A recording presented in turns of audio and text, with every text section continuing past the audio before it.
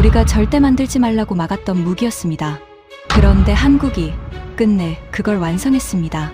워싱턴이 발칵 뒤집혔습니다. 미국이 만든 것보다 7배나 싼 값에 대량 생산까지 가능하다는 발표였어요. 전 세계가 얼어붙었고 경쟁국 일본마저 두 손을 들었습니다. 하지만 진짜 충격은 그 다음이었습니다. 그 무기에 족쇄를 채운 미국 국방부 고위 관료가 직접 한국으로 건너가 두 눈으로 본 진실. 그가 그토록 막으려던 그것은 세상에서 가장 무서운 무기가 아니라 가장 따뜻한 방패였습니다. 미국조차 무릎 꿇린 한국의 신의 한 수. 그 충격적인 전말을 지금 공개합니다. 시작하기 전 구독과 좋아요, 그리고 대한민국 파이팅 댓글로 한국을 응원해주세요. 워싱턴이 발칵 뒤집혔습니다. 세계 최대의 인공지능 반도체 기업 엔비디아가 다음 로보틱스 협력의 중심축으로 한국을 지목했다는 소식이 전해진 그날이었어요. 반도체와 전자, 자동차, 배터리까지 제조의 모든 기반을 갖춘 나라. 그 위에 세계 최고의 AI를 얹을 수 있는 단 하나의 시장. 그게 한국이라는 평가였습니다. 그리고 같은 날, 바로 몇 시간 뒤였어요. 한국 국방당국이 충격적인 발표를 내놓았습니다. 우리 미국이 절대 만들지 말라고 못 박았던 바로 그 무기 체계를 한국이 독자적으로 완성했다는 발표였습니다. 전례 없는 일이었어요. 단순한 시제품 공개가 아니었습니다. 양산이 가능하다는 겁니다. 그것도 우리가 만든 것보다 7배나 싼 값에 말이죠. 한 대를 만들 돈으로 7대를 찍어낸다는 뜻이었어요. 하지만 진짜 충격은 그 다음이었습니다. 저는 제임스 밀러라고 합니다. 미국 국방부에서 기술 안보를 책임지는 사람이에요. 어떤 기술이 국경을 넘어도 되는지, 어떤 기술은 절대 넘으면 안 되는지, 그 선을 긋는 게 제 일이었습니다. 그리고 솔직히 고백하겠습니다. 몇 년 전 그 로봇에게 절대 무기로 쓸 수 없다는 족쇄를 채운 사람. 그게 바로 저였습니다. 그날 새벽, 저는 사무실에 가장 먼저 나와 있었어요. 워싱턴의 겨울 새벽은 뼈가 시릴 만큼 춥습니다. 히터를 틀어도 창틀로 스며드는 한기가 손끝을 얼게 만들었죠. 저는 식어버린 커피를 한 모금 마시며 보고서를 넘기고 있었습니다. 그때 보좌관 데니스가 문을 두드렸어요. 노크 소리가 평소보다 빨랐습니다. 차관보님, 지금 보셔야 할 게 있습니다. 데니스의 얼굴이 하얗게 질려 있었어요. 그가 태블릿을 제 책상 위에 올려놓았습니다. 화면에는 한국 국방당국의 발표 영상이 떠 있었죠. 저는 처음엔 별 생각이 없었어요. 한국이 또 무슨 발표를 했나 싶었죠. 그런데 자막을 읽어 내려가던 제 눈이 한 줄에서 멈췄습니다. 심장이 한 박자 늦게 뛰는 기분이었어요. 이게 무슨 소리야? 무기화가 가능하다고? 제 목소리가 저도 모르게 높아졌습니다. 데니스가 조심스럽게 대답했어요. 정확히는 무기화 금지 조항을 우회했다는 분석입니다. 조항을 어기지 않고요. 저는 코웃음을 쳤습니다. 입꼬리가 비틀어졌어요. 우회? 그게 가능할 리가 없잖아. 그 조항은 내가 직접 만들었어. 빈틈이 없다고. 저는 자신만만했습니다. 아니, 자신만만하다는 말로는 부족했어요. 저는 확신하고 있었습니다. 그 족쇄는 제 손으로 채운 거였으니까요. 세상 누구보다 제가 그 조항의 구조를 잘 알았습니다. 그 안에는 빠져나갈 구멍이 단 하나도 없었어요. 적어도 저는 그렇게 믿고 있었죠. 데니스가 다시 입을 열었습니다. 문제는 그게 다가 아닙니다. 양산 단가를 공개했는데요. 얼마인데? 저희가 추정하던 동급 무인 체계의 7분의 1 수준입니다. 순간 사무실이 조용해졌어요. 창밖에서 새벽 첫 비행기가 지나가는 소리만 멀리서 들렸습니다. 저는 천천히 의자에 등을 기댔어요. 그리고 다시 코웃음을 쳤습니다. 이번엔 조금 더 길게요. 데니스, 한국이 어떤 나라인지 알아?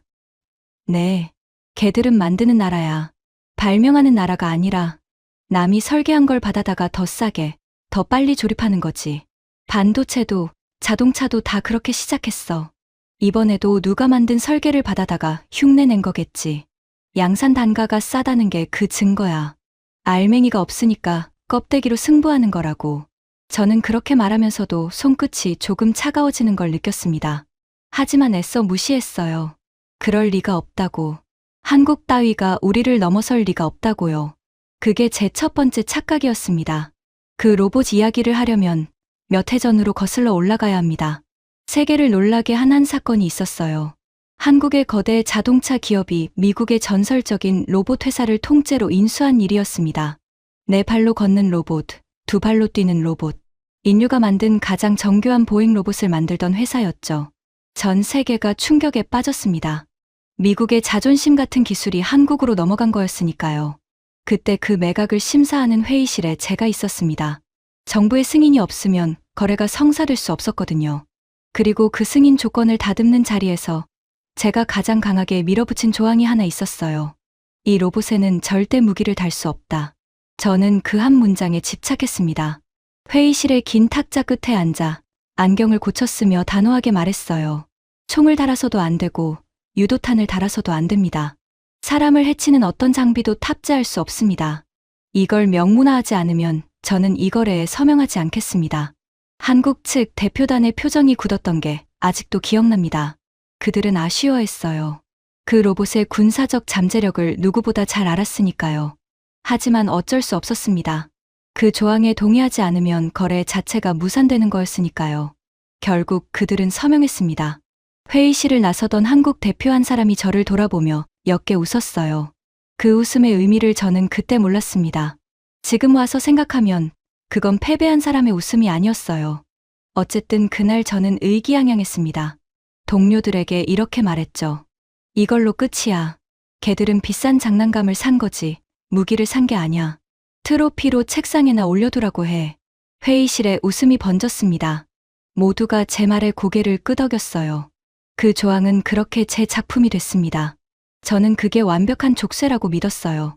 한국은 세계 최고의 로봇 몸뚱이를 손에 넣었지만 그걸 군대로 쓸 길은 영원히 막혔다고 생각했죠. 그런데 이제 한국이 그 족쇄를 풀었다고 합니다. 어기지도 않고 끊지도 않고요. 그날 오후 제 사무실로 로버트 헤이스가 찾아왔습니다. 헤이스는 저와 함께 기술 평가를 맡고 있는 동료였어요. 입이 거칠고 자존심이 하늘을 찌르는 사람이었습니다. 그는 노크도 없이 문을 열고 들어와 소파에 털썩 앉았어요. 제임스, 그 우스운 발표 봤어? 헤이스가 다리를 꼬며 비웃었습니다. 그의 입가에는 노골적인 경멸이 묻어 있었어요. 봤지. 한국이 우리 무기 체계를 7배 싸게 만들었다고? 웃기지도 않아. 싸구려 부품 긁어 모아서 대충 만들었겠지. 그 나라가 뭘 발명한 적 있어? 단 한 번도 없어. 걔들은 복사기야. 남의 거 베껴서 도장 찍는 복사기. 저는 그 말에 완전히 동의하진 않았지만 굳이 반박하지도 않았습니다. 사실 제 생각도 크게 다르지 않았으니까요. 단가가 싸다는 건 성능을 깎았다는 뜻이지. 제가 그렇게 말하자 헤이스가 손가락을 튕기며 맞장구를 쳤습니다. 바로 그거야. 싼 데는 다 이유가 있는 거라고. 그 로봇 분명히 제대로 움직이지도 못할 걸. 데모 영상이야 편집하면 그만이고 카메라 앞에서만 멀쩡한 척하는 거지. 저는 그 말을 들으며 한국에 대한 제 생각을 머릿속에 정리했어요. 첫째, 한국은 몸뚱이만 샀지. 그걸 움직일 진짜 머리를 만들 능력이 없다. 둘째, 설령 머리를 만들었다 해도 내가 채운 족쇄 때문에 군용으로는 못 쓴다. 셋째, 한국은 결국 우리가 발명한 걸 싸게 베끼는 하청 국가일 뿐이다. 세 가지 모두 저는 한치의 의심도 없이 믿고 있었습니다. 그때 사무실 문이 다시 열렸어요. 이번에 들어온 사람은 사토 히로시였습니다. 일본 방위 당국에서 파견된 분석관이었죠. 그는 늘 말수가 적고 표정을 잘 드러내지 않는 사람이었습니다. 두 분 다 계셨군요. 사토가 조용히 인사했습니다. 헤이스가 그를 향해 웃으며 물었어요. 사토, 자네는 어떻게 봐? 한국이 진짜 그걸 해냈다고 생각해? 사토는 잠시 말이 없었습니다. 그는 창밖을 한번 바라봤어요.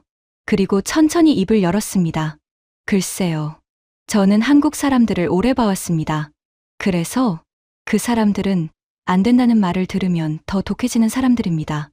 헤이스가 코웃음을 쳤어요. 하지만 저는 그 순간 사토의 눈빛에서 묘한 것을 봤습니다. 그건 비웃음이 아니었어요. 어쩐지 경계하는 듯한 혹은 이미 무언가를 알고 있는 듯한 눈빛이었습니다. 저는 그 눈빛이 마음에 걸렸어요. 하지만 애써 떨쳐냈습니다. 일본도 한국과 경쟁하는 나라인데 사토가 한국을 추켜 세울 이유가 없다고 생각했으니까요. 며칠 뒤 워싱턴에서 결정이 내려졌습니다. 한국이 정말로 무언가를 해낸 것인지 아니면 허풍을 떠는 것인지 직접 확인하라는 지시였어요. 한국이 주최하는 비공개 합동 기술 평가에 참관단을 보내기로 한 겁니다.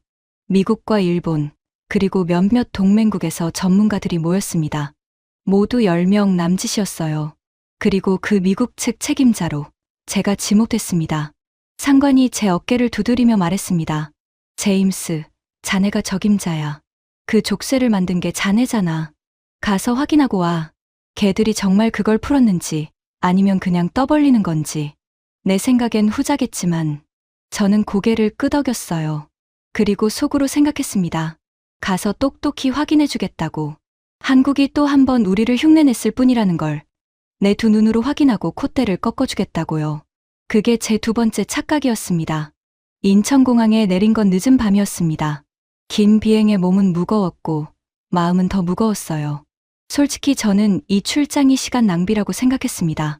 가서 적당히 둘러보고 보고서에 특별한 위협 없음이라고 적어 돌아올 생각이었죠. 공항을 빠져나오면서 저는 주변을 둘러봤습니다. 깨끗하고 빠르고 조용했어요. 솔직히 인상적이긴 했습니다. 하지만 저는 곧 고개를 저었어요. 공항이 좋다고 무기를 잘 만드는 건 아니니까요. 겉모습에 속을 내가 아니라고 생각했습니다. 헤이스는 비행 내내 불평을 늘어놓았어요. 차에 오르면서도 마찬가지였습니다. 이 먼 데까지 와서 싸구려 로봇쇼나 봐야 한다니. 시간 아깝게. 그는 창밖으로 지나가는 도시의 불빛을 보며 비웃듯 말했어요. 제임스, 우리 내기할까? 저 사람들이 보여주는 데모.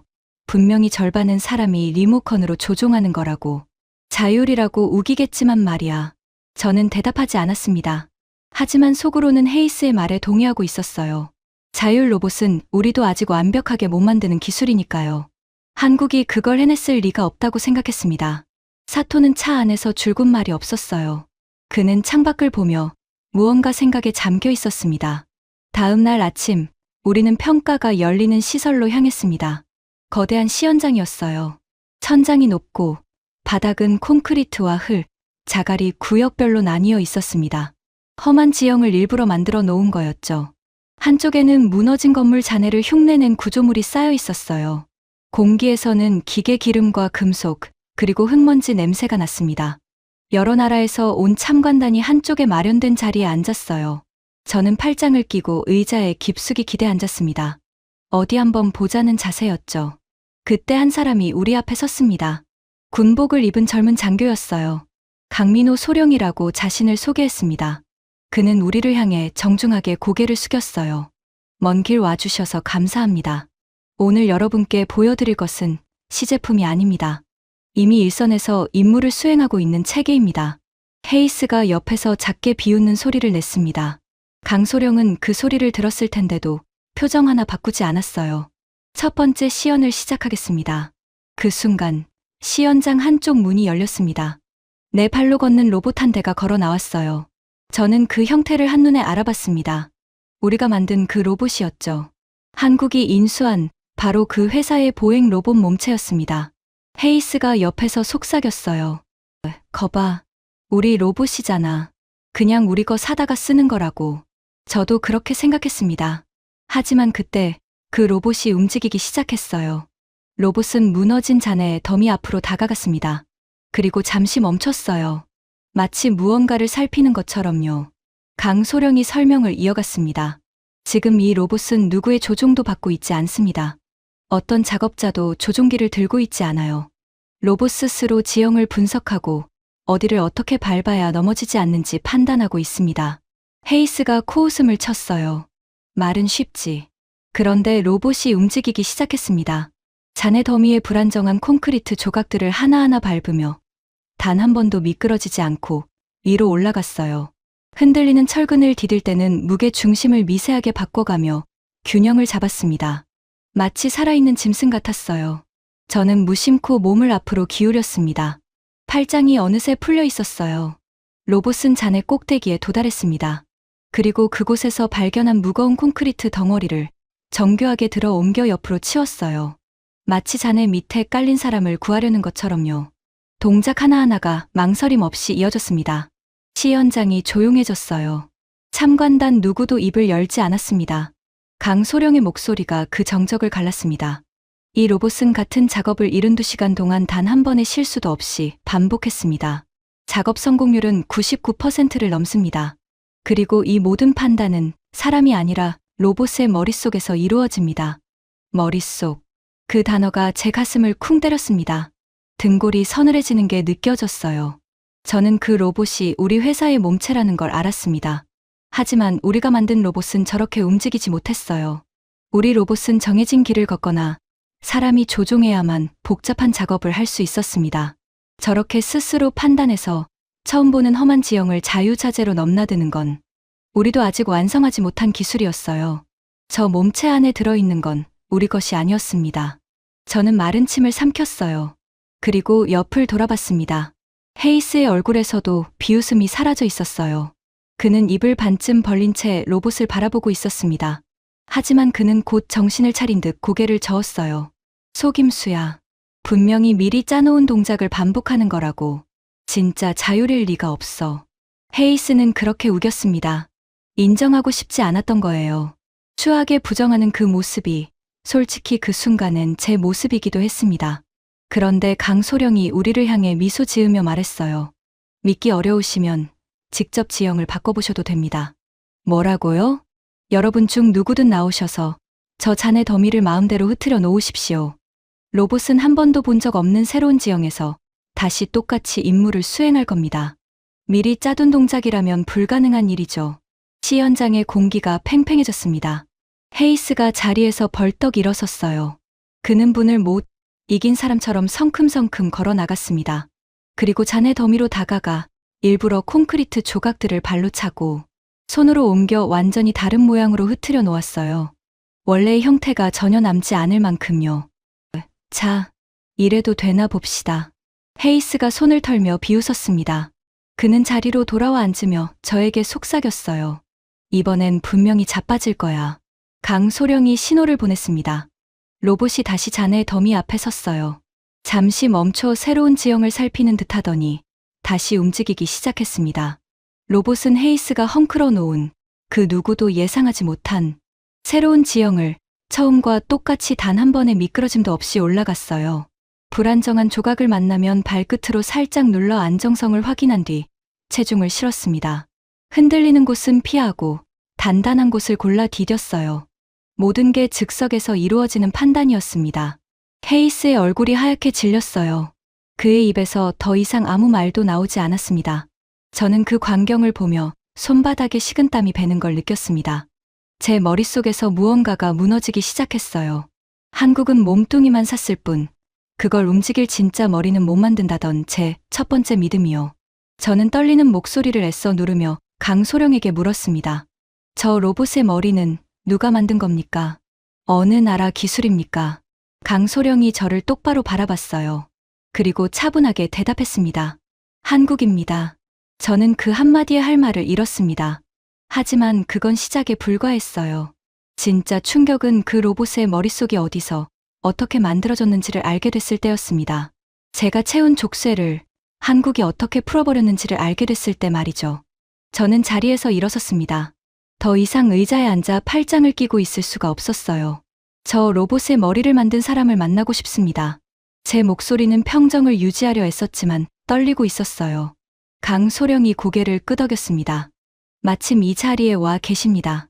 그가 손짓하자 시 현장 한쪽에 서 있던 한 사람이 우리 쪽으로 걸어왔습니다. 50대 중반쯤 되어 보이는 남자였어요. 흰머리가 희끗희끗했고 작업복 차림에 두꺼운 안경을 끼고 있었습니다. 그는 화려한 사람이 아니었어요. 오히려 평생 무언가를 만지작거리며 살아온 사람 특유의 조용하고 단단한 분위기를 풍기고 있었습니다. 윤재상이라고 합니다. 저 로봇의 머릿속을 만들고 있습니다. 윤 박사가 우리를 향해 가볍게 고개를 숙였어요. 손에는 기름때가 옅게 배어 있었습니다.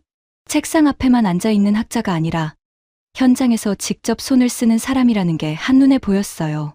헤이스가 먼저 입을 열었습니다. 그는 아직도 비웃음을 거두지 못하고 있었어요. 박사님, 솔직히 말씀드리죠.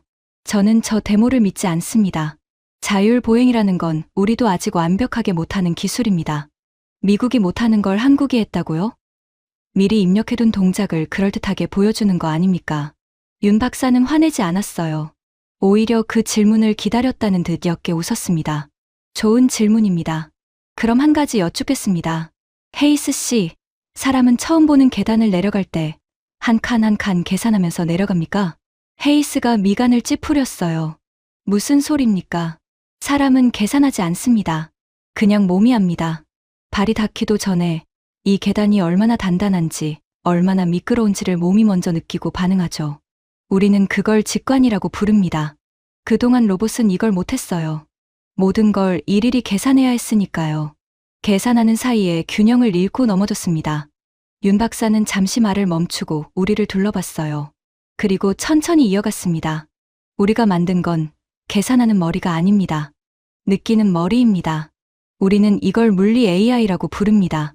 현실 세계의 물리 법칙을 로봇이 스스로 이해하게 만든 거예요. 무게가 어떻게 쏠리는지, 어디를 디디면 무너지는지, 처음 보는 지형에서도 몸이 먼저 압니다. 사람의 직관처럼요. 저는 그 설명을 들으며 가슴이 서늘해지는 걸 느꼈습니다. 물리 AI. 그 개념 자체는 저도 알고 있었어요. 미국에서도 가장 앞선 연구진들이 매달리고 있는 분야였습니다. 로봇이 현실의 물리를 스스로 이해하게 만드는 것. 그건 인공지능 연구의 마지막 관문 같은 거였어요. 우리도 막대한 돈을 쏟아붓고 있었지만 아직 저렇게 자유자재로 험지를 넘나드는 수준에는 이르지 못했습니다. 그런데 한국이 그걸 먼저 해냈다는 겁니다. 증명할 수 있습니까? 제가 물었어요. 윤 박사가 고개를 끄덕였습니다. 방금 보신 게 증명입니다. 헤이스 씨가 직접 지형을 흐트려 놓으셨죠. 한 번도 본 적 없는 지형이었습니다.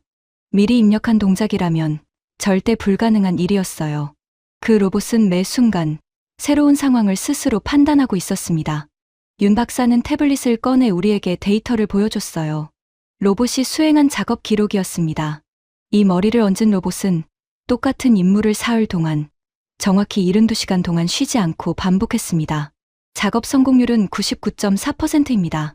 사람보다 정확하고 사람보다 지치지 않습니다. 99.4%. 그 숫자가 제 머릿속에 박혔어요. 저는 마른 침을 삼켰습니다.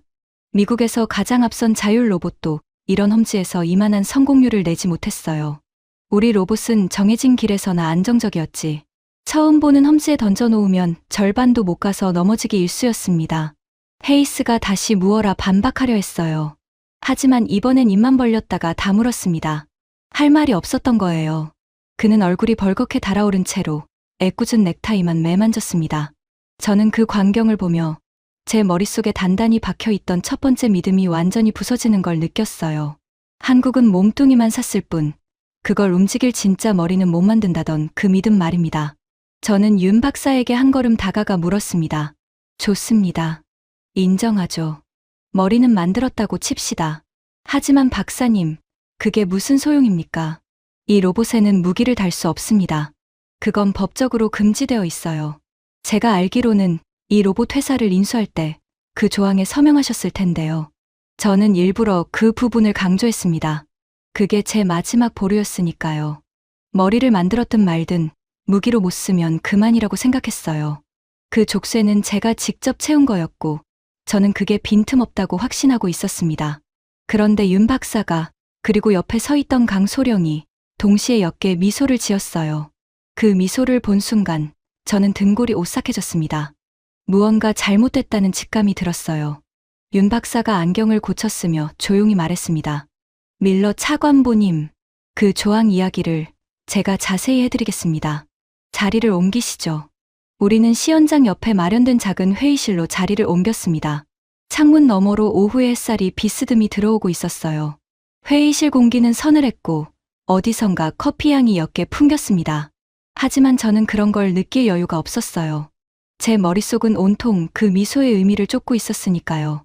윤 박사가 화이트보드 앞에 섰습니다. 그는 펜을 들고 천천히 그림을 그리기 시작했어요.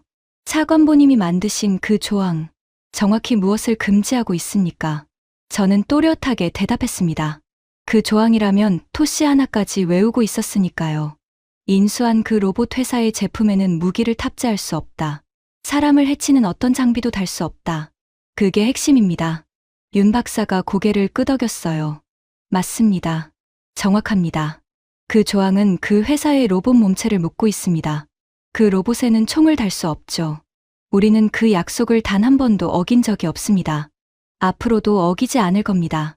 그런데요? 윤 박사는 화이트보드에 2개의 동그라미를 그렸어요. 하나에는 몸체라고 적었고 다른 하나에는 머리라고 적었습니다. 차관보님, 그 조항은 몸체를 묶었습니다. 하지만 머리는 묶지 않았어요. 인공지능 소프트웨어는 무기가 아닙니다. 그건 기술입니다. 그것도 어디에나 쓸 수 있는 기술이죠. 우리는 이걸 이중용도 기술이라고 부릅니다. 저는 그 말의 의미를 깨닫기 시작했어요. 손끝이 차가워졌습니다. 윤 박사가 말을 이었습니다. 그 머리, 그러니까 물리 AI는 어디서 개발됐을 거라고 생각하십니까? 한국이겠죠. 아닙니다. 그 머리는 미국 땅에 세운 연구소에서 개발됐습니다. 완벽하게 합법적으로요. 저는 숨이 멎는 것 같았어요. 미국에서요? 그렇습니다. 그 로봇 회사를 인수한 뒤 우리는 그 회사의 창업자를 그대로 모셨습니다. 그리고 미국에 거대한 인공지능 연구소를 세웠어요. 미국 정부도 그것 막을 이유가 없었죠. 무기를 만드는 게 아니라 로봇이 현실 세계를 이해하게 하는 인공지능을 연구하는 곳이었으니까요. 순수한 기술 연구소였습니다. 윤 박사는 화이트보드의 머리 동그라미에서 한국 쪽으로 화살표를 그었어요. 그런데 인공지능 소프트웨어는 국경을 넘지 않습니다. 정확히는 넘을 필요가 없어요. 그건 손에 잡히는 물건이 아니니까요. 미국 연구소에서 개발된 그 세계 최고 수준의 인공지능 역량은 고스란히 우리 그룹의 자산으로 남습니다. 합법적으로요. 막을 방법이 없습니다. 회의실이 조용해졌어요. 저는 그 그림을 멍하니 바라봤습니다. 그리고 마침내 제가 무슨 짓을 했는지 깨달았어요. 저는 몸체에 자물쇠를 채웠습니다. 그 회사의 로봇에는 총을 못 달게 했죠. 저는 그게 완벽한 족쇄라고 믿었습니다. 하지만 저는 머리를 묶는 걸 잊었어요. 아니, 묶을 수가 없었습니다. 소프트웨어는 무기가 아니니까요. 그걸 금지할 명분이 없었던 거예요. 한국은 그 머리를 미국 땅에서 미국 정부의 승인 아래 완벽하게 합법적으로 키웠습니다. 그리고 그 머리를 그 회사의 로봇이 아닌 한국이 직접 만든 다른 몸에 옮겨 심으면 그만이었어요. 저는 떨리는 목소리로 물었습니다. 그럼 그 머리를 어디에 옮겨 심는 겁니까? 윤 박사가 저를 똑바로 바라봤어요. 한국이 직접 만든 무인 차량과 로봇입니다.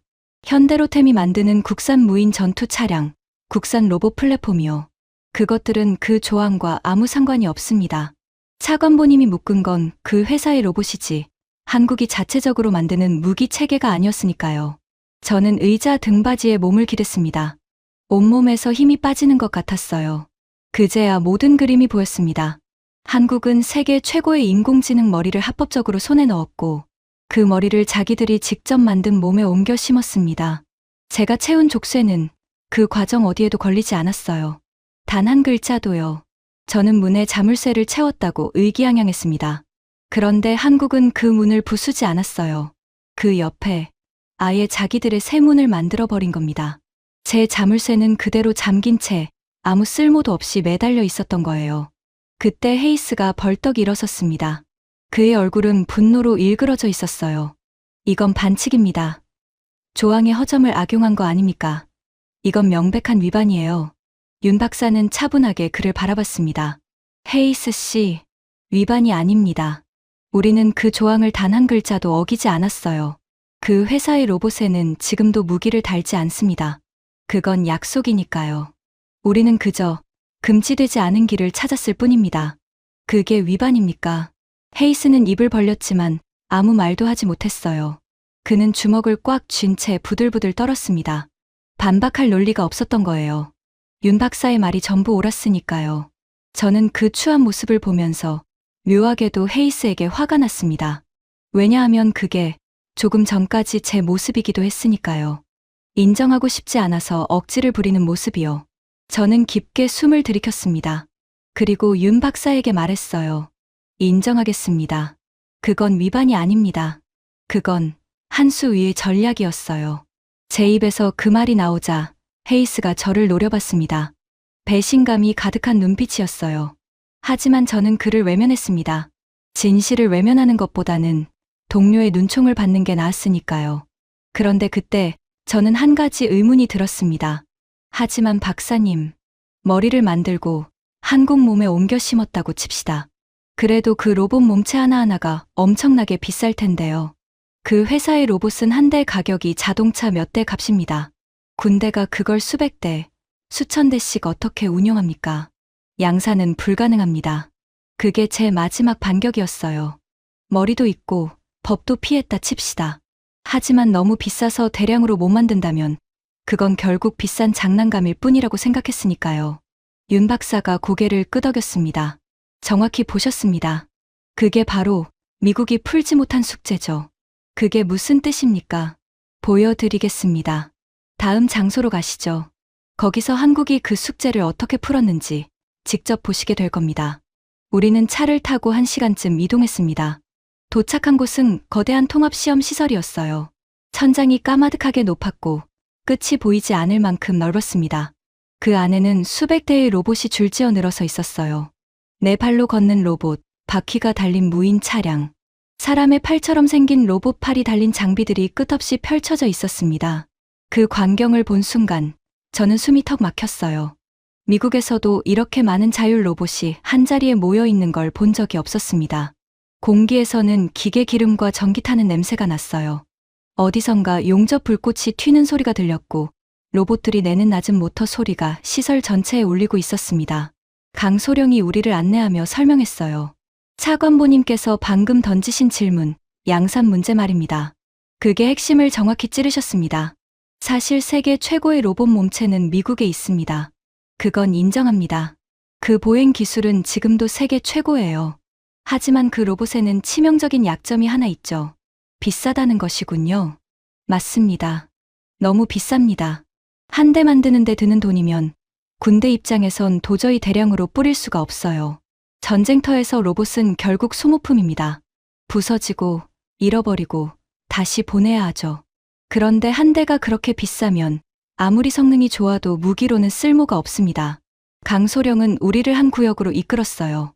그곳에는 새로운 형태의 사족 보행 로봇들이 줄지어 있었습니다.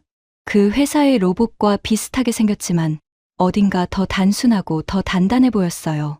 이 약점을 한국 기업 하나가 완벽하게 지워버렸습니다. 로봇의 가격을 결정하는 가장 중요한 부품이 뭔지 아십니까? 바로 관절을 움직이는 구동 모터와 감속기입니다. 이 부품들을 외국에서 사오면 로봇 한 대 값이 천정부지로 치솟죠. 그런데 한국의 레인보우 로보틱스라는 기업은 이 핵심 부품을 100% 자체적으로 만듭니다. 남에게 의존하지 않아요. 저는 그 로봇들을 바라봤습니다. 그리고 강소령이 다음 말을 꺼내는 순간 제 심장이 한 박자 멈췄어요. 그래서 이 로봇의 단가는 미국 동급 제품의 7분의 1입니다. 미국이 한 대 만들 돈으로 우리는 7대를 만듭니다. 7분의 1점. 저는 그 숫자를 듣는 순간 모든 게 이해됐습니다. 한국 국방당국이 발표한 그 충격적인 단가의 정체가 바로 이거였어요. 미국은 세계 최고의 머리와 세계 최고의 몸체를 가지고 있었습니다. 하지만 너무 비싸서 대량으로 만들 수가 없었어요. 그게 우리의 아킬레스건이었습니다. 우리도 알고 있었지만 풀지 못한 숙제였죠. 그런데 한국은 그 숙제를 풀어버렸습니다. 그것도 정확히 우리가 막혔던 바로 그 지점을 뚫고서요. 저는 떨리는 손으로 그 로봇 한 대를 만져봤습니다. 차갑고 단단한 금속의 감촉이 손끝에 전해졌어요. 이게 미국 것의 7분의 1 값이라니 믿기지가 않았습니다. 강소령은 우리를 다른 구역으로 데려갔어요. 그곳에는 로봇의 다른 부품들이 전시되어 있었습니다. 로봇이 오래 움직이려면 강력한 전원이 필요합니다. 한국은 세계 최고의 배터리 기술을 가지고 있죠. LG의 배터리 기술이 이 로봇들의 심장이 됩니다. 더 오래, 더 멀리 움직일 수 있어요. 강소령은 다음으로 정교한 로봇 팔이 달린 장비 앞에 섰습니다. 그리고 이건 두산의 정밀 로봇 팔입니다. 이 팔은 아주 미세한 힘까지 감지할 수 있어요. 사람의 손끝처럼요. 달걀을 깨뜨리지 않고 집어 올릴 만큼 섬세하고 동시에 무거운 것도 들어 올릴 만큼 강합니다. 저는 그 로봇 팔이 움직이는 걸 지켜봤어요. 팔은 작은 부품 하나를 마치 사람이 손가락으로 짚듯 조심스럽게 들어 올렸습니다. 그 정교함에 저는 입을 다물 수가 없었어요. 강소령이 우리를 향해 돌아섰습니다. 정리하자면 이렇습니다.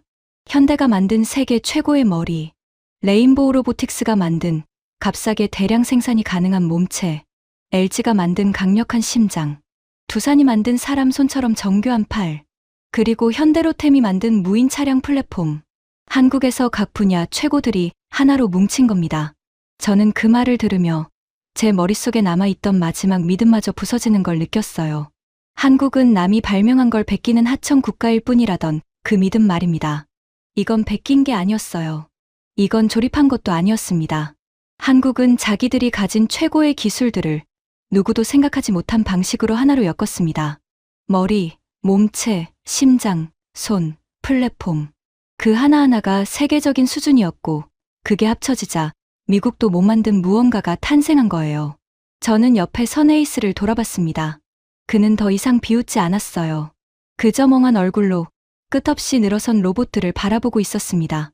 그의 입술이 미세하게 떨리고 있었어요. 하지만 그는 여전히 아무것도 인정하지 않으려는 듯 고개를 작게 저었습니다. 그래도 말입니다. 헤이스가 쉰 목소리로 입을 열었어요. 이게 다 무슨 소용입니까? 로봇이 험지를 잘 걷고 싸게 만들 수 있다 칩시다. 그래서 뭘 한다는 겁니까? 결국 사람을 죽이는 기계 아닙니까? 끔찍한 살인 병기를 싸게 대량으로 만들었다는 게 그게 그렇게 자랑할 일입니까? 저는 헤이스의 그 말에 솔직히 조금 동의하고 싶었어요. 그게 제 마지막 도피처였으니까요. 한국이 대단한 살인 무기를 만들었다고 깎아내리면 적어도 도덕적으로는 우리가 우위에 설 수 있다고 생각했습니다. 그런데 그 순간 줄곧 우리를 따라오던 윤 박사가 처음으로 걸음을 멈췄어요. 그는 헤이스를 바라봤습니다. 그의 눈빛이 조금 전과는 달라져 있었어요. 조용했지만 어딘가 깊은 슬픔 같은 게 서려 있었습니다. 헤이스 씨, 그 질문에 대한 답은 다음 장소에서 직접 보여드리겠습니다. 이 로봇들이 정말로 무엇을 위해 만들어졌는지 두 분의 두 눈으로 확인하시게 될 겁니다. 윤 박사의 목소리는 낮았지만 그 안에는 무언가 단단한 것이 있었어요. 저는 그때 어쩌면 제가 이 로봇들의 진짜 정체를 아직 절반도 모르고 있다는 걸 직감했습니다. 다음 날 새벽, 우리는 전방으로 향했습니다. 차는 몇 시간을 달려 빈무장지대에서 멀지 않은 산악지형이 시험장에 도착했어요. 공기가 달랐습니다. 도시의 공기와는 다르게 차갑고 맑았어요. 멀리 능선 위로 새벽 안개가 깔려 있었고 어디선가 새우는 소리가 들렸습니다. 이곳은 실제 전장과 똑같이 만들어진 시험장이라고 했어요. 험준한 산길, 지뢰가 묻힌 것으로 가정한 구역, 무너진 진지를 본뜬 구조물까지 모든 게 갖춰져 있었습니다. 강소령이 우리를 한 언덕 위로 데려갔어요. 그곳에서는 시험장 전체가 한눈에 내려다 보였습니다. 첫 번째 임무는 정찰입니다. 강소령의 신호와 함께 사족 보잉 로봇 6대가 산길을 따라 올라가기 시작했어요. 로봇들은 사람의 눈에 거의 띄지 않는 험하고 가파른 길을 골라 움직였습니다. 바위 틈을 지나고 좁은 능선을 타고 빠르게 전방으로 나아갔어요. 이 험준한 전방 지역을 정찰하려면 원래 병사 40명이 투입되어야 했습니다. 그것도 적의 총탄에 노출될 위험을 무릅쓰고요. 하지만 지금은 로봇 6대와 그걸 지켜보는 병사 2명이면 충분합니다. 로봇들은 고성능 카메라와 열을 감지하는 센서를 달고 있었어요. 그것들이 보내오는 영상이 강소령의 화면에 실시간으로 떠올랐습니다. 어둠 속에서도 안개 속에서도 모든 것이 또렷하게 보였어요. 저는 그 화면을 보며 깨달았습니다. 40명의 병사가 목숨을 걸고 들어가야 했던 곳에 이제는 로봇 6대가 대신 들어가고 있었어요. 사람이 죽을 수 있는 자리에 로봇이 대신 선 겁니다. 두 번째 임무입니다. 강소령이 다시 신호를 보냈어요. 이번엔 정교한 로봇 팔이 달린 무인 차량 한 대가 지뢰가 묻힌 것으로 가정한 구역으로 천천히 들어갔습니다. 차량은 한 지점 앞에서 멈췄어요.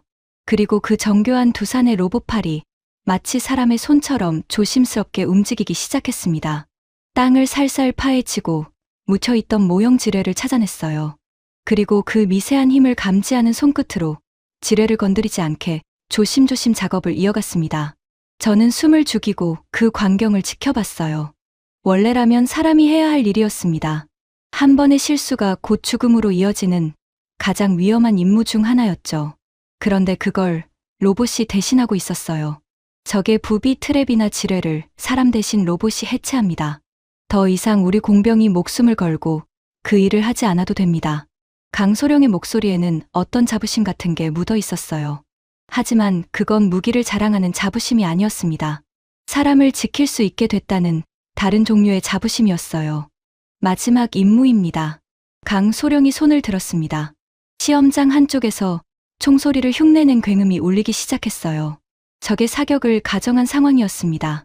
그 빗발치는 가상의 총탄 속에 한 곳에 부상병 역할을 하는 인형이 쓰러져 있었어요. 그 순간 무인 차량 한 대가 굉음을 뚫고 달려나갔습니다. 차량은 쓰러진 부상병에게 다가가 그 정교한 로봇팔로 부상병을 조심스럽게 들어 올렸어요.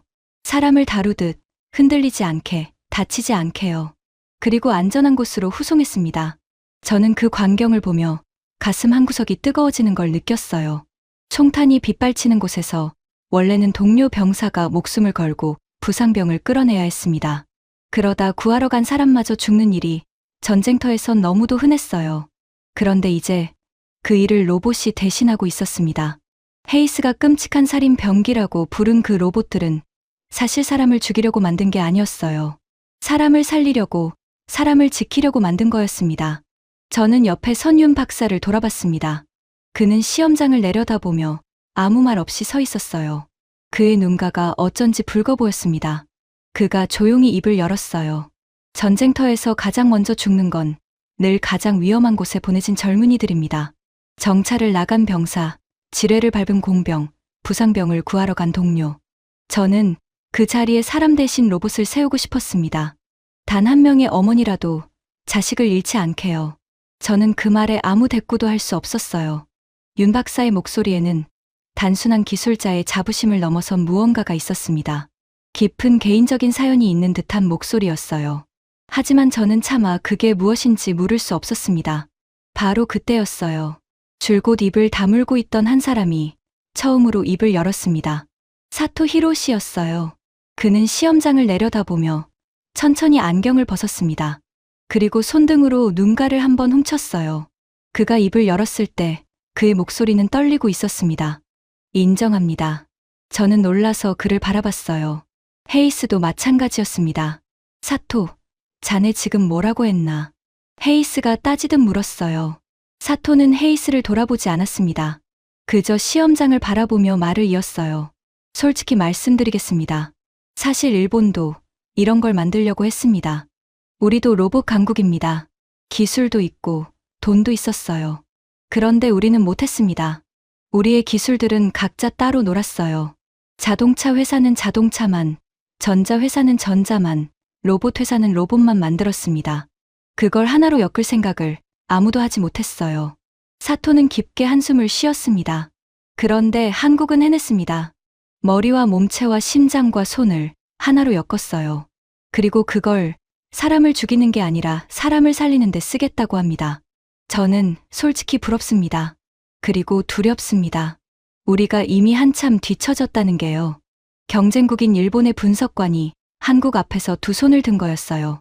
저는 그 광경을 보며 온몸에 소름이 돋았습니다. 사토가 어떤 사람인지 저는 알고 있었어요. 자존심 강하고 좀처럼 속내를 드러내지 않는 사람이었습니다. 그런 그가 눈물까지 보이며 한국을 인정하고 있었어요. 이건 단순한 미국의 인정이 아니었습니다. 한국과 가장 치열하게 경쟁하는 나라, 일본조차 무릎을 꿇은 순간이었어요. 헤이스의 얼굴이 하얗게 질렸습니다. 그는 사토를 노려봤어요. 자네, 동맹을 배신하는 건가? 어떻게 한국 편을 들 수 있어? 사토는 그제야 헤이스를 똑바로 바라봤습니다. 그의 눈빛은 차분했어요. 헤이스 씨, 저는 누구의 편도 들지 않았습니다. 저는 그저 제 두 눈으로 본 진실을 말했을 뿐입니다. 진실을 외면하는 게 동맹에 대한 충성입니까? 헤이스는 아무 말도 하지 못했어요. 그는 주먹을 부르르 떨며 고개를 돌렸습니다.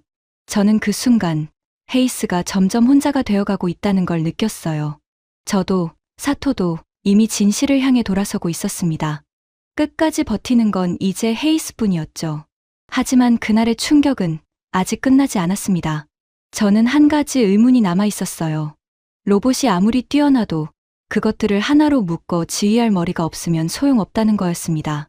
수백 대의 로봇이 따로 놀면 그건 그냥 비싼 고철 덩어리일 뿐이니까요. 저는 강소령에게 물었습니다. 이 모든 로봇을 누가 어떻게 지휘합니까? 전쟁터에선 정보가 홍수처럼 쏟아질 텐데요. 강소령이 저를 바라보며 옅게 웃었어요. 좋은 질문입니다. 마지막으로 보여드릴 곳이 바로 그곳입니다. 한국이 만든 전장의 머리를 보여드리죠. 마지막으로 우리가 도착한 곳은 거대한 지휘통제센터였습니다. 문이 열리자 어두운 공간 안에 수십 개의 화면이 빛나고 있었어요. 거대한 중앙 화면에는 전장 전체가 마치 살아있는 지도처럼 펼쳐져 있었습니다. 차가운 공기 속에 컴퓨터가 돌아가는 낮은 소리가 가득했어요. 한 젊은 엔지니어가 우리를 맞이했습니다. 정하늘이라고 자신을 소개했어요. 그녀는 화면 앞에 서서 설명을 시작했습니다. 전쟁터에서는 정보가 끝없이 쏟아집니다. 위성이 찍은 사진, 정찰 로봇이 보내온 영상, 감청한 통신, 레이더 신호까지요. 문제는 이 모든 정보를 사람이 다 분석하기엔 시간이 너무 오래 걸린다는 겁니다. 그 사이에 적은 이미 움직여버리죠. 정하늘이 화면을 가리켰어요. 이 전장 인공지능 지휘 체계는 그 모든 정보를 한 화면에 통합합니다. 12개의 서로 다른 정보 출처를 단 0.3초 만에 하나로 묶어요. 어디에 적이 숨어 있는지, 어떤 차량이 움직이는지, 우리 로봇들을 어디로 보내야 하는지를 인공지능이 스스로 분석해서 지휘관에게 보여줍니다. 저는 그 화면을 바라봤습니다. 그곳에는 수백 개의 정보가 실시간으로 흐르고 있었어요. 그리고 그 모든 게 단 하나의 화면 위에서 질서정연하게 정리되고 있었습니다. 표적을 식별하는 정확도는 99.7%입니다. 그리고 이 모든 걸 한국이 독자적으로 개발한 인공지능이 처리합니다. 저는 그 시스템을 보며 미국의 한 기업을 떠올렸어요. 전장의 정보를 통합하는 인공지능으로 세계를 놀라게 한 팔란티어라는 회사였습니다. 우리 미국이 자랑하는 기술이었죠. 그런데 한국은 그것과 맞먹는, 어쩌면 그 이상의 시스템을 자기 손으로 만들어 놓고 있었어요. 저는 정하늘에게 물었습니다. 사실 이건 제 안에 남은 마지막 자존심에서 나온 질문이었어요. 이 정도 시스템이라면 미국의 그 회사와 협력하는 게 어떻습니까? 우리 기술과 손을 잡으면 더 빠르고 더 완벽한 시스템을 만들 수 있을 텐데요. 동맹끼리 힘을 합치는 게 당연하지 않습니까? 저는 그 말을 하면서 속으로 기대했습니다. 적어도 이 부분에서는 한국이 미국의 도움을 필요로 할 거라고요. 그러면 우리도 체면은 차릴 수 있다고 생각했어요. 그런데 정하늘이 조용히 고개를 저었습니다. 죄송하지만 그럴 수 없습니다. 저는 멈칫했어요. 왜죠? 정하늘이 저를 똑바로 바라봤습니다. 그녀의 눈빛은 젊었지만 흔들림이 없었어요. 차관보님, 전쟁터의 정보는 그 나라의 가장 깊은 기밀입니다. 우리 군의 모든 움직임, 모든 약점, 모든 작전이 이 시스템 안에 담깁니다. 그걸 외국 기업의 플랫폼에 맡기면 우리는 새로운 무기를 만들 때마다 그 기업에 먼저 알려야 합니다. 우리 군의 심장을 남의 손에 쥐어주는 셈이죠. 정하늘은 잠시 말을 멈췄다가 단호하게 이어갔어요. 그래서 우리는 우리 손으로 만들기로 했습니다. 한국의 인공지능 기업과 함께 외부와 완전히 차단된 우리만의 망 안에서요. 우리 군의 기밀은 우리 국경 밖으로 단 한 줄도 나가지 않습니다. 미국이든 어디든 마찬가지입니다. 회의실이 조용해졌어요. 저는 그 말을 들으며 한 대 얻어맞은 기분이었습니다. 그건 거절이었어요. 미국의 손길을 정중하지만 단호하게 거절한 거였습니다. 그런데 묘하게도 저는 화가 나지 않았어요. 오히려 이상하게도 그 거절이 정당하게 느껴졌습니다. 만약 입장이 반대였다면 저도 똑같이 했을 거예요. 우리 군의 가장 깊은 기밀을 다른 나라 기업에 맡길 미국 사람이 어디 있겠습니까? 한국은 그저 당연한 걸 당연하게 지키고 있었던 거예요. 자기 나라의 주권을요. 예전에 한국이라면 강대국이 손을 내밀면 고마워하며 덥석 잡았을 겁니다. 그게 제가 알던 한국이었어요. 늘 미국의 눈치를 보고 미국의 요구를 받아들이던 나라요. 그런데 지금 제 앞에 있는 한국은 달랐습니다. 자기들이 만든 것에 대한 확신이 있었고, 그래서 강대국 앞에서도 당당하게 선을 그을 수 있었어요. 필요하면 협력하지만 넘지 말아야 할 선은 분명히 지키는 나라였습니다. 그때 줄곧 침묵하던 헤이스가 입을 열었어요. 그의 목소리는 조금 전까지의 거만함이 사라지고 어딘가 갈라져 있었습니다. 그러니까 당신들은 우리가 필요 없다는 겁니까? 정하늘은 잠시 헤이스를 바라봤어요. 그리고 차분하게 대답했습니다. 필요 없다는 게 아닙니다. 동맹은 소중합니다. 하지만 우리 스스로 설 수 없다면 그건 동맹이 아니라 종속입니다. 우리는 스스로 설 수 있게 됐을 뿐입니다. 헤이스는 그 말에 아무 대꾸도 하지 못했어요. 그는 고개를 떨군 채 한참을 그 자리에 서 있었습니다. 끝까지 비웃고 끝까지 부정하던 그 헤이스의 어깨가 처음으로 축 처져 있었어요. 저는 그 모습을 보며 무언가 큰 흐름이 바뀌고 있다는 걸 느꼈습니다. 우리는 한국이 절대 못 넘을 거라 확신하며 이곳에 왔어요. 그 콧대를 꺾어주겠다고 다짐하며 비행기에 올랐습니다. 그런데 지금 콧대가 꺾인 건 우리였어요. 저였고 헤이스였고 우리가 대표하는 미국이었습니다. 강소령이 우리를 향해 돌아섰어요. 그의 목소리는 정중했지만 그 안에는 분명한 자신감이 있었습니다. 오늘은 여기까지 보여드리겠습니다. 하지만 차관보님, 아직 마지막 한 가지가 남았습니다. 마지막이라뇨? 내일 이 모든 것이 하나로 합쳐지는 걸 보여드리겠습니다. 로봇과 전장의 머리와 그리고 한국이 독자적으로 개발한 또 하나의 무기까지요. 그걸 보시면 한국이 왜 이 모든 걸 만들었는지 진짜 이유를 알게 되실 겁니다. 저는 그 말을 들으며 가슴이 두근거렸어요. 이미 이렇게 많은 걸 보고도 충격에서 헤어나오지 못하고 있는데 아직 마지막이 남았다는 겁니다. 그리고 윤 박사가 보여주려는 그 진짜 이유라는 게 대체 무엇인지 궁금해서 견딜 수 없었어요. 그날 밤 저는 숙소에서 한숨도 자지 못했습니다. 창밖으로 보이는 한국의 밤하늘을 바라보며 저는 제가 평생 믿어온 것들이 무너지는 소리를 들었어요. 그리고 다음 날 저는 제 인생에서 가장 큰 충격과 마주하게 됩니다. 다음 날 아침 우리는 다시 야전 시험장에 모였습니다. 밤새 한숨도 못 잔 탓에 눈이 뻑뻑했어요. 하지만 정신만은 또렷했습니다. 어제 본 것들이 머릿속에서 떠나지 않았으니까요. 새벽 공기는 어제보다 더 차가웠고 능선 너머에서 해가 막 떠오르고 있었습니다. 강소령이 우리 앞에 섰어요.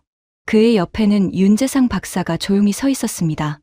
오늘은 이 모든 것이 하나로 합쳐지는 걸 보여드리겠습니다. 강소령의 신호와 함께 시험장 곳곳에서 로봇들이 움직이기 시작했어요. 네 발로 걷는 정찰 로봇들이 능선을 따라 흩어졌고 무인 차량들이 전방으로 나아갔습니다. 그리고 어제 본 그 거대한 지휘 화면이 야전에 설치된 천막 안에서 환하게 빛나고 있었어요. 모든 로봇이 보내오는 정보가 그 화면 위로 실시간으로 모였습니다. 수백 개의 정보가 단 하나의 그림으로 정리됐어요. 전장 전체가 마치 한 사람의 머릿속처럼 움직이고 있었습니다. 저는 그 광경에 입을 다물 수가 없었어요. 따로 놀던 로봇들이 하나의 머리 아래 한 몸처럼 움직이고 있었습니다. 바로 그때였어요. 화면에 붉은 경고가 떴습니다. 적 드론 다수 접근. 강소령의 목소리가 긴장으로 팽팽해졌어요. 멀리 하늘에서 작은 점들이 빠르게 다가오고 있었습니다. 적의 드론대를 가정한 상황이었어요. 수십 대의 드론이 우리 진지를 향해 새까맣게 몰려오고 있었습니다. 저는 숨을 죽였습니다. 드론대는 현대 전쟁에서 가장 골치 아픈 위협이었어요. 값싼 드론 수십 대가 한꺼번에 몰려오면 비싼 미사일로 일일이 막는 건 불가능했으니까요. 미국도 아직 완벽한 해법을 찾지 못한 문제였습니다. 그런데 그 순간 시험장 한쪽에 있던 한 장비가 조용히 하늘을 향해 돌아갔어요. 한국이 독자적으로 개발한 레이저 방공 무기입니다. 강소령의 말이 끝나기가 무섭게 그 장비에서 보이지 않는 빗줄기가 뿜어져 나갔습니다. 소리도 없었어요. 그저 하늘의 검은 점 하나가 순식간에 불꽃이 되어 떨어졌습니다. 그리고 곧바로 다음 점이 또 그 다음 점이 차례로 떨어졌어요. 한 발을 쏘는데 걸리는 시간은 0.8초입니다. 출력은 기존보다 60% 끌어올렸어요. 그리고 한 발을 쏘는데 드는 비용은 동전 몇 개 값에 불과합니다. 저는 그 말에 온몸에 소름이 돋았습니다. 값비싼 미사일이 아니었어요. 빛으로, 단돈 몇 푼으로 그 골치 아픈 드론대를 하나하나 떨어뜨리고 있었습니다. 미국이 풀지 못한 그 숙제를 한국은 이미 풀어버린 거예요. 그것도 세계에서 가장 먼저 실제 전장의 배치까지 마친 상태로요. 검은 점들이 모두 사라졌습니다. 하늘이 다시 맑아졌어요. 우리 진지는 단 하나의 피해도 입지 않았습니다. 저는 그제야 깨달았어요. 로봇도, 전장의 머리도, 그리고 저 레이저도 한국이 만든 이 모든 것은 공격하기 위한 게 아니었습니다. 지키기 위한 거였어요. 우리 병사를, 우리 진지를, 우리 사람을 지키기 위한 방패였습니다. 헤이스가 끔찍한 살인 병기라고 불렀던 그것은 사실은 거대한 하나의 방패였던 거예요. 저는 옆에 선 헤이스를 돌아봤습니다. 그는 더 이상 아무 말도 하지 못했어요. 그의 얼굴은 창백했고 두 손은 힘없이 늘어져 있었습니다. 끝까지 비웃고 끝까지 부정하던 그 헤이스가 마침내 무너진 거였어요. 저는 조용히 그에게 물었습니다. 헤이스, 이제도 이게 그냥 살인 기계로 보입니까? 헤이스는 한참을 말이 없었어요. 그는 떨리는 입술을 깨물더니 쉰 목소리로 겨우 입을 열었습니다. 내가 틀렸습니다. 그 말은 마치 억지로 뱉어내는 것 같았어요. 자존심 강한 그에게는 그 한마디가 세상에서 가장 어려운 말이었을 겁니다. 이건 베낀 게 아닙니다. 조립한 것도 아니에요. 우리가 못한 걸 저들이 해냈습니다. 그것도 우리가 막혔던 그 자리를 정확히 뚫고서요. 인정합니다. 내가 완전히 틀렸어요. 헤이스는 그 말을 끝으로 고개를 떨궜습니다. 그는 더 이상 어떤 변명도 어떤 비웃음도 내놓지 못했어요. 끝까지 버티던 마지막 한 사람마저 진실 앞에 무릎을 꿇은 순간이었습니다. 바로 그때 줄곧 침묵하던 윤 박사가 천천히 우리 앞으로 걸어 나왔어요. 그는 떠오르는 해를 한번 바라봤습니다. 그리고 조용히 입을 열었어요. 이제 제가 왜 이 모든 걸 만들었는지 말씀드리겠습니다. 윤 박사의 목소리는 낮고 차분했지만 그 안에는 무언가 떨리는 것이 있었습니다. 저에게는 아들이 하나 있었습니다. 군에서 지뢰를 다루는 공병이었어요. 저는 그 순간 가슴이 철렁 내려앉았습니다. 어제 본 그 지뢰 해체 로봇이 갑자기 머릿속에 떠올랐어요. 윤 박사는 잠시 호흡을 가다듬었습니다. 몇 해 전이었어요. 전방에서 한 동료 병사가 위험한 지역에 고립됐습니다. 제 아들은 그 동료를 구하러 들어갔어요. 그게 자기 임무였으니까요. 그리고 돌아오지 못했습니다. 시험장이 쥐 죽은 듯 조용해졌어요. 능선을 넘어온 바람 소리만이 그 침묵을 채웠습니다. 윤 박사의 눈가가 붉어졌어요. 하지만 그는 눈물을 흘리지 않았습니다. 오랜 세월 그 슬픔을 견뎌온 사람의 단단함이 거기 있었어요. 저는 그날 이후 매일 같은 생각을 했습니다. 만약 그 위험한 자리에 사람 대신 무언가가 갈 수 있었다면 정찰을, 지뢰 해체를, 부상병 후송을 사람이 아니라 다른 무언가가 대신할 수 있었다면 제 아들은 그리고 수많은 다른 집의 아들들은 살아서 어머니 품으로 돌아갈 수 있지 않았을까요? 저는 그 말에 아무 대꾸도 할 수 없었습니다. 목이 메었어요. 그래서 만들었습니다.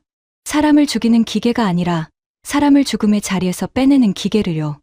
가장 위험한 자리에 우리 아이들 대신 로봇을 세우려고요. 단 한 명의 부모라도 저처럼 자식을 잃지 않게요. 윤 박사는 그제야 우리를 똑바로 바라봤습니다. 밀러 차관보님, 당신이 막으려던 그 기술은 사람을 해치는 무기가 아니었습니다. 사람을 지키는 방패였어요. 우리는 그저 우리 아이들을 살리고 싶었을 뿐입니다. 저는 그 자리에 얼어붙었습니다. 제 평생의 신념이 그 한마디에 산산조각 났어요. 저는 그 로봇을 위험한 무기라고 생각했습니다. 그래서 족쇄를 채웠고 그걸 막으려고 이 먼 곳까지 날아왔어요. 한국의 콧대를 꺾어주겠다고 다짐하면서요. 그런데 제가 막으려던 그것은 한 아버지가 잃어버린 아들을 위해 그리고 다른 아이들을 살리기 위해 평생을 바쳐 만든 방패였습니다. 저는 고개를 들어 떠오르는 해를 바라봤어요. 눈시울이 뜨거워졌습니다. 저는 평생을 강대국 미국의 관료로서 누가 위고 누가 아래인지를 따지며 살아왔어요. 하지만 그 순간 그런 건 아무 의미가 없다는 걸 깨달았습니다. 한국은 우리를 넘어섰습니다. 기술에서만이 아니었어요. 그 기술을 무엇을 위해 쓸 것인가? 그 마음에서 우리를 한참 앞서 있었습니다. 학생이 스승을 넘어선 거였어요. 그리고 그 학생은 스승이 미처 생각하지 못한 더 큰 것을 보고 있었습니다. 며칠 뒤 저는 워싱턴으로 돌아가는 비행기에 올랐습니다. 창밖으로 멀어지는 한국의 땅을 바라보며 저는 오랫동안 생각에 잠겼어요. 올 때와는 완전히 다른 마음이었습니다. 비웃음을 가득 안고 왔던 제가 이제는 깊은 존경을 안고 돌아가고 있었으니까요. 옆자리에는 사토가 앉아 있었어요. 그가 조용히 제게 말을 건넸습니다. 밀러 차관보님, 보고서에 뭐라고 쓰실 겁니까? 저는 잠시 생각하다가 대답했어요. 진실을 쓸 겁니다. 한국이 우리를 넘어섰다고요. 그리고 우리가 두려워해야 할 건 한국의 무기가 아니라 한국의 그 마음이라고요. 사토가 옅게 미소 지었습니다. 늦었지만 우리 둘 다 같은 걸 봤군요. 저는 고개를 끄덕였어요. 통로 건너편에는 헤이스가 앉아 있었습니다. 그는 창밖만 바라본 채 한국을 떠나는 내내 한마디도 하지 않았어요. 끝까지 비웃던 그에게는 이 패배를 받아들이는 게 여전히 버거웠던 모양입니다. 하지만 그의 침묵은 어떤 변명보다 더 분명한 인정이었어요. 저는 눈을 감고 윤 박사의 마지막 말을 떠올렸습니다. 우리는 사람을 죽이는 기계가 아니라 사람을 죽음의 자리에서 빼내는 기계를 만들었다. 우리는 그저 우리 아이들을 살리고 싶었을 뿐이다. 그 말이 계속 제 가슴을 울렸어요. 세상은 늘 누가 더 강한 무기를 가졌는지를 따집니다. 누가 더 빠르고 누가 더 멀리 쏘는지를요. 하지만 한국은 그 질문 자체를 바꿔버렸습니다. 무기로 무엇을 부술 것인가가 아니라 무엇을 지킬 것인가를 물었어요. 그 한 끗 차이가 세계의 기준을 바꾸고 있었습니다. 예전에 한국은 강대국이 그어놓은 선 안에서만 움직이던 나라였습니다. 안 된다고 하면 안 된다고 믿었고 따라가는 것에 익숙했던 나라였어요. 제가 알던 한국이 그랬습니다. 하지만 지금의 한국은 그 선을 스스로 다시 긋는 나라가 됐습니다.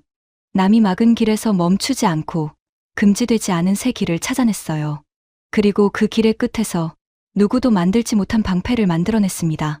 이제는 미국이 한국을 배워야 하는 입장이 된 거예요. 저는 창밖으로 멀어지는 그 땅을 한 번 더 바라봤습니다. 한때 보릿고개를 넘던 작은 나라가 이제 세계의 기준이 되어 있었어요. 그것도 가장 따뜻한 마음으로요. 저는 그 사실이 부럽고 또 부러웠습니다. 비행기가 구름 위로 솟아올랐어요. 저는 보고서의 첫 줄을 마음속으로 이렇게 적었습니다. 우리가 막으려던 그 무기는 사실 세상에서 가장 따뜻한 방패였다. 여러분, 오늘 이야기는 여기까지입니다. 한국은 늘 그래왔습니다. 안 된다는 말을 들으면 더 독해지는 나라. 강대국이 막아서면 멈추는 대신 더 영리한 길을 찾아내는 나라. 그리고 그렇게 만든 힘을 누군가를 짓밟는 게 아니라 누군가를 지키는 데 쓰는 나라요. 그 저력이 우리가 살아온 이 나라의 진짜 모습입니다. 그게 자랑스럽지 않으십니까? 지금까지 미국 국방부 차관보 제임스 밀러가 한국에서 두 눈으로 직접 본 충격적인 이야기였습니다. 우리가 그토록 막으려던 그 무기는 알고 보니 세상에서 가장 따뜻한 방패였습니다. 한국은 늘 그래왔습니다. 안 된다는 말을 들으면 더 독해지고 강대국이 막아서면 더 영리한 길을 찾아내는 나라. 그리고 그렇게 만든 힘을 누군가를 짓밟는 게 아니라 누군가를 지키는 데 쓰는 나라입니다. 그 저력이 바로 우리가 살아온 이 나라의 진짜 모습입니다. 이 이야기가 여러분의 마음에 작은 울림을 남겼다면 널리 공유해 주세요. 작은 자부심이 큰 힘이 됩니다. 구독과 좋아요도 부탁드립니다. 지금까지 터칭 스토리였습니다. 감사합니다.